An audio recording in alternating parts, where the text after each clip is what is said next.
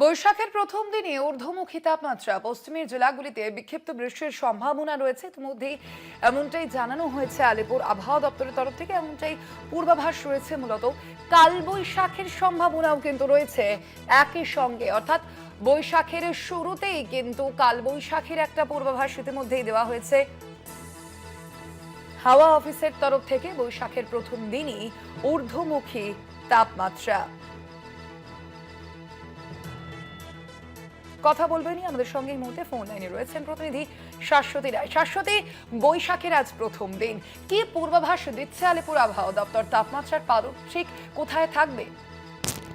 দেখো, বৈশাখের প্রথম দিন থেকে তাপমাত্রা ধীরে ধীরে ঊর্ধ্বমুখী এবং আজকে শহর কলকাতার তাপমাত্রা ইতিমধ্যেই স্বাভাবিকের উপরে অবস্থানরত এবং এই তাপমাত্রা কিন্তু আগামী 2 থেকে 3 দিনে আরো বেশ কিছুটা উপরের দিকে ওঠার সম্ভাবনা রয়েছে এবং 40 ডিগ্রি ছুঁই ছুঁই হওয়ারও প্রবল সম্ভাবনার কথা জানাচ্ছে আলিপুর আবহাওয়া দপ্তর। এছাড়া বাকি জেলাগুলির ক্ষেত্রেও, বিশেষত পশ্চিমের জেলাগুলিতেও তাপমাত্রা স্বাভাবিকের থেকে 4 ডিগ্রি করে বৃদ্ধি রয়েছে এবং উত্তরের জেলাগুলিতে, বিশেষত মালদা এবং 2 দিনাজপুর, এই তাপমাত্রা বৃদ্ধির প্রভাব ইতিমধ্যেই পড়েছে। তবে উপরের 5 জেলাতে বিক্ষিপ্ত বৃষ্টি বজায় রয়েছে এবং সেই বৃষ্টিপাত আগামী 2 থেকে 3 দিন বা রবিবার পর্যন্ত বজায় থাকবে এবং সেই অর্থে বলা যায় যে তাপমাত্রার পারদ যথেষ্ট মাত্রায় ঊর্ধ্বমুখী হতে পারে উপরের 5 জেলাতেও এবং গরমজনিত অস্বস্তি কার্যত রাজ্যের সর্বত্র বজায় থাকার সম্ভাবনা আছে।